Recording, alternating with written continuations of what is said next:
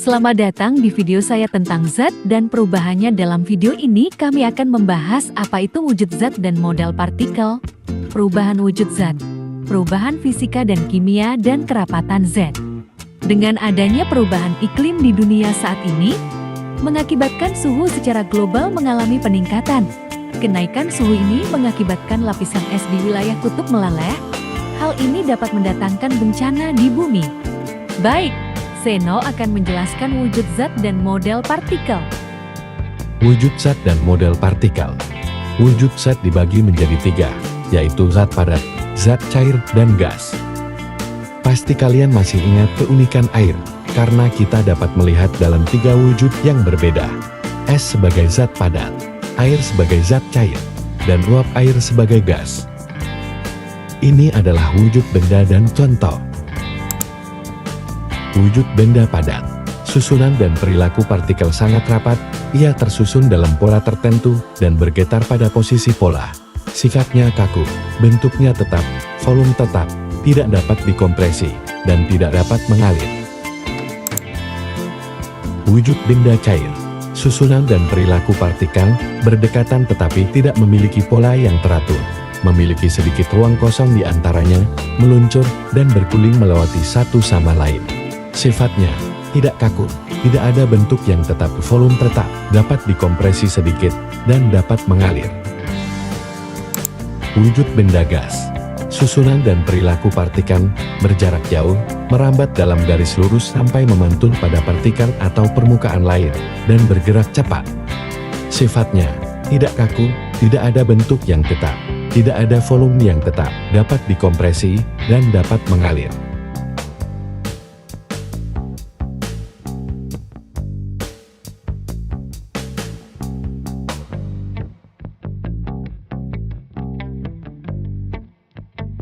Kali ini saya akan memberitahu kalian perubahan wujud zat.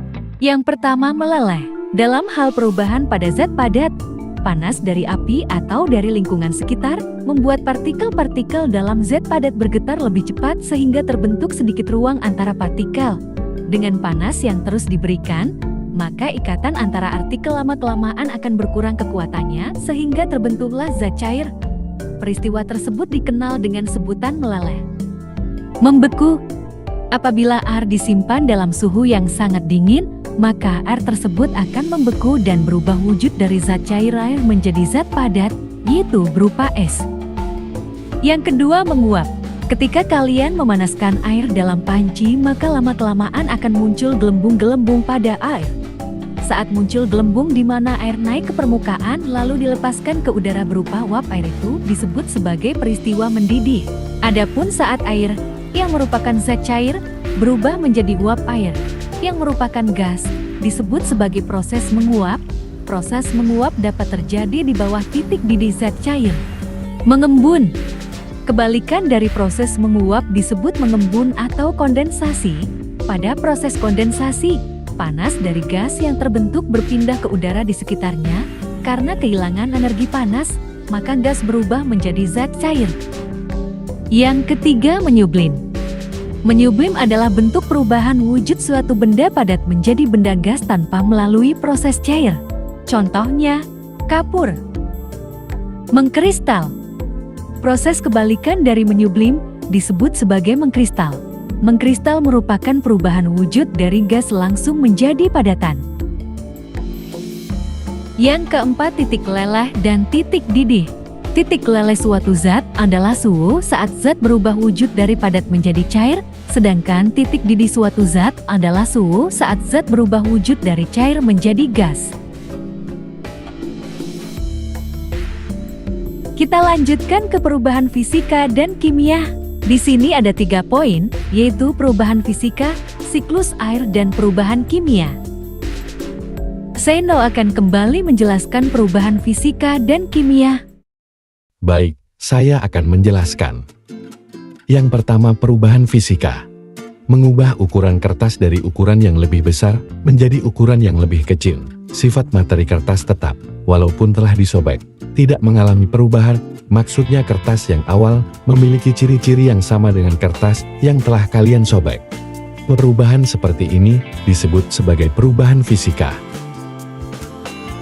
Yang kedua, siklus air. Penjelasan siklus air yaitu air dari laut, sungai maupun danau serta dari tumbuhan menguap karena adanya panas dari matahari, sehingga membentuk uap air. Uap air yang tidak terlihat ini naik sampai mencapai tempat yang tinggi. Ketika bertemu udara dingin, maka uap air akan mengembul, sehingga membentuk awan. Awan terdiri atas tetesan-tetesan air yang sangat kecil. Awan terbawa oleh angin.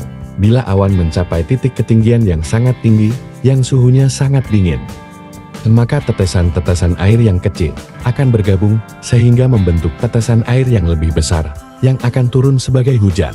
Proses ini disebut presipitasi. Ketika hujan turun, maka air hujan mengalir ke laut, sungai dan danau serta diserap oleh tumbuh-tumbuhan. Proses ini pun berulang lagi terus-menerus, oleh karena itulah disebut sebagai siklus air. Yang terakhir adalah perubahan kimia. Perubahan kimia adalah perubahan pada suatu zat yang mengubah sifat-sifat kimianya, sehingga menghasilkan zat baru. Contoh sederhana, kertas yang semula putih menjadi hitam setelah dibakar. Baik, kita sampai materi terakhir zat dan perubahannya. Kerapatan zat. Secara konsep IPA, konsep yang membedakan keadaan partikel-partikel dalam hal kerapatannya dalam suatu materi disebut sebagai kerapatan atau massa jenis. Massa jenis adalah pengukuran massa setiap satuan volume benda. Semakin tinggi massa jenis suatu benda, maka semakin besar pula massa setiap volumenya. Walaupun emas dan es sama-sama zat padat, namun ternyata keduanya memiliki kerapatan partikel yang berbeda. Pertama, kita akan menentukan massa jenis suatu benda. Massa jenis adalah densitas. Apa itu densitas? Densitas adalah sebuah pengukuran massa per satuan volume benda. Pengukuran yang biasanya menggunakan satuan kilogram/3. Cara menghitung massa jenis benda pada dasarnya membutuhkan rumus yang telah ditentukan. Hal ini dapat ditemukan dalam pembelajaran fisika pada umumnya. Cara menghitung massa jenis benda. Alat ukur massa jenis adalah hidrometer. Bagaimana cara mengukurnya? Inilah rumus massa jenis yang digunakan untuk mengukur massa jenis. Yang kedua, menguap dan tenggelam. Ketika benda berada dalam zat cair, maka akan terjadi peristiwa mengapung dan tenggelam. Lalu, mengapa benda dapat mengapung dan tenggelam? Benda dapat mengapung, yaitu karena keadaan di mana massa jenis fluida lebih besar dari massa jenis benda. Sedangkan benda bisa juga tenggelam, yaitu karena kondisi di mana massa jenis benda lebih besar dari massa jenis cairan. Semua itu dapat terjadi bergantung pada berat benda dan gaya ke atas pada zat cair tersebut. Terima kasih banyak anak-anak untuk perhatian dan semangatnya. Selama video pembelajaran ini berlangsung, kita semua telah belajar banyak hari ini.